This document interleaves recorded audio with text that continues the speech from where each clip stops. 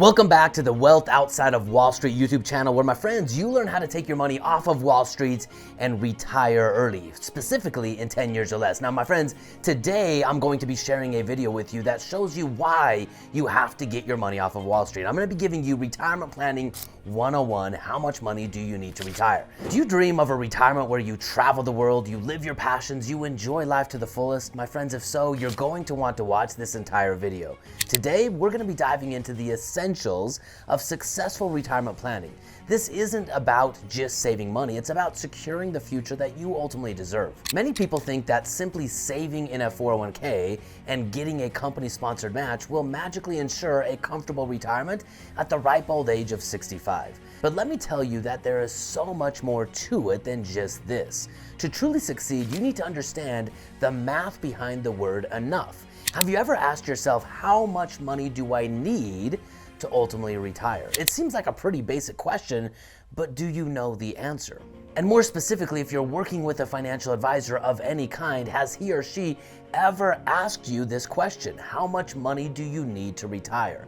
If not, my friends, it's a major red flag. You see, retirement is like a game. If you don't know the rules and what winning looks like, how can you possibly ever succeed? So let's tackle this question head on in this video. Warning, you might not like the answer. Now, the first step in answering how much money do I need to retire is understanding how assets produce income. Think of your savings as a never-ending ATM that just kicks out cash month after month after month. The first step in answering the question, how much money do I need to retire, is to know how assets like your 401k or your IRA or your brokerage account produce retirement streams of income. Here's what I want you to do. Imagine your financial planning kind of like a mountain climb to the top of a very big mountain like Mount Everest. In order for your journey to be successful, you want to both get up the mountain so you can take the selfie and post it online and brag about the amazing climb that you did, because if not, what's the point, right? But this doesn't represent a successful journey, not quite yet.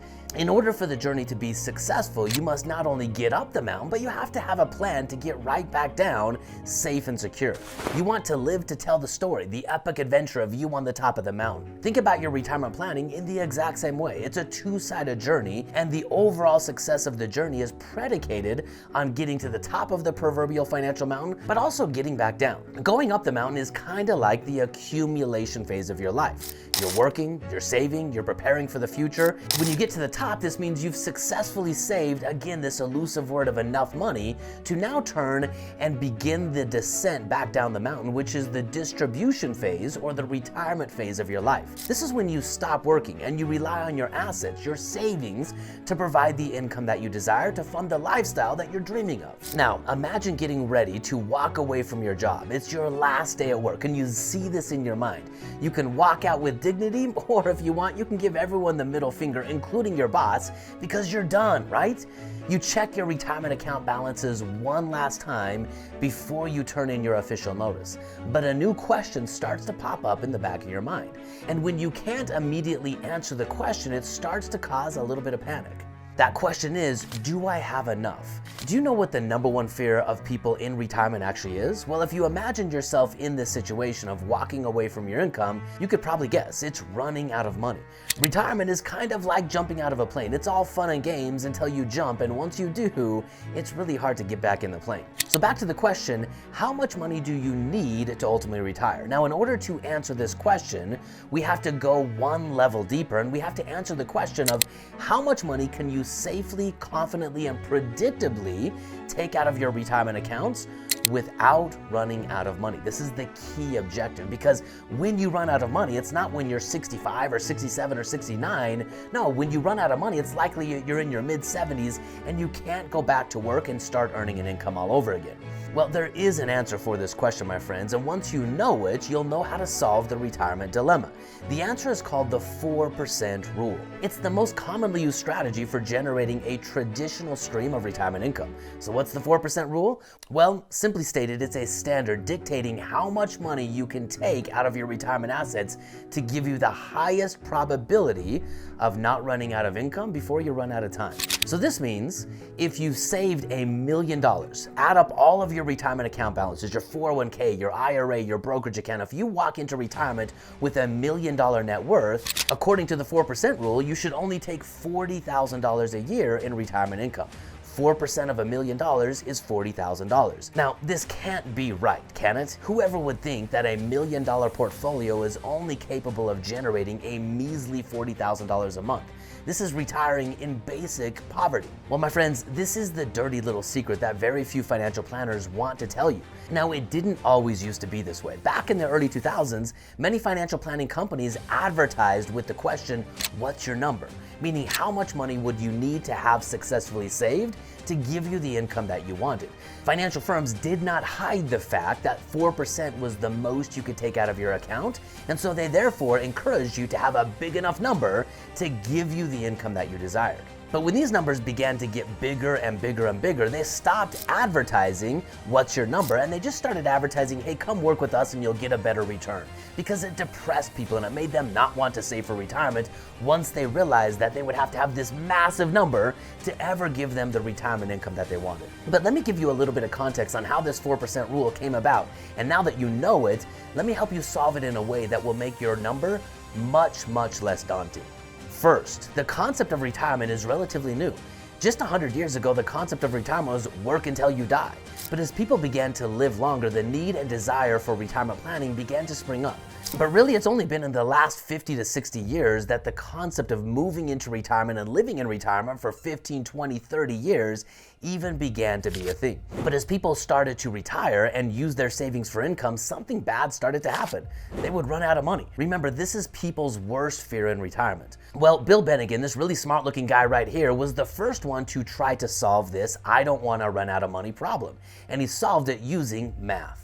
He used what are called Monte Carlo studies, which are studies designed to look at the markets, past performance, predict future performance, and then provide sample outcomes of what might actually happen. The whole goal of a Monte Carlo study is to produce a confidence interval. Given the data, what's your level of confidence that a certain outcome will actually come to fruition? The way I like to think about the Monte Carlo study is, remember in the Marvel movie, The Endgame, when the Avengers were facing an epic final battle with the odds stacked against them. Doctor Strange came in, he used his powers to look into the future at all of the possible scenarios that could play out and their inevitable conclusions. He came back to the present having looked into the future, and he said there was only one way that they could win.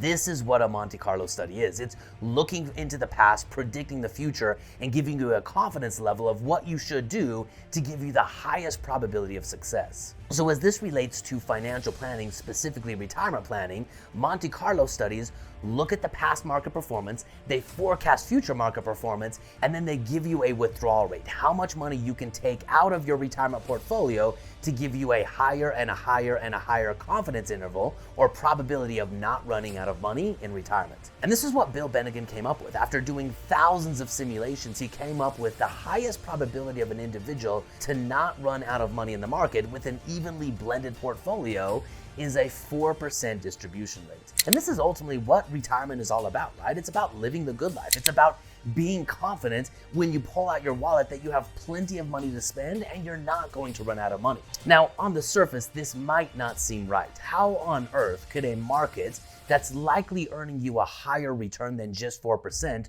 only be able to deliver a 4% distribution rate?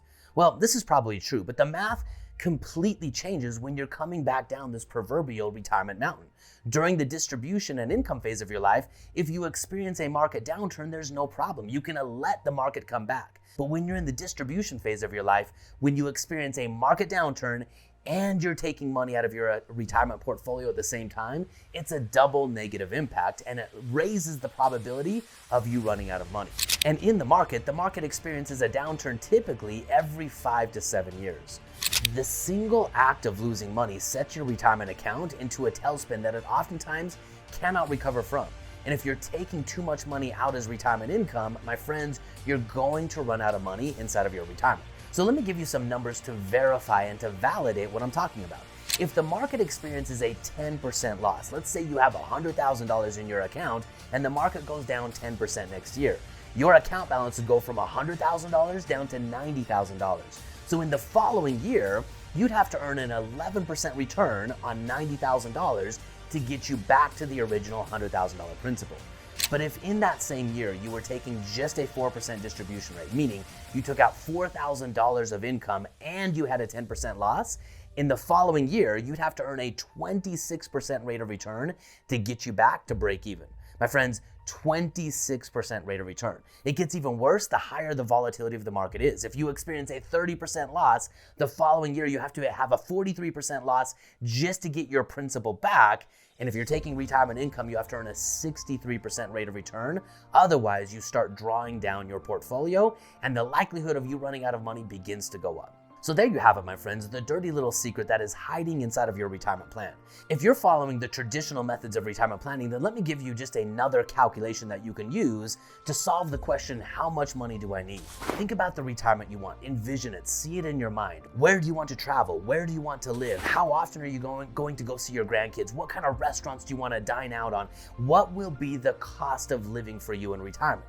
Think about retirement as a Saturday. Every single day in retirement is a Saturday. It's the day that you'll likely spend more and more and more of your money. That's why today, the average retiree is relying on Social Security to cover between 30 to 50% of their retirement income.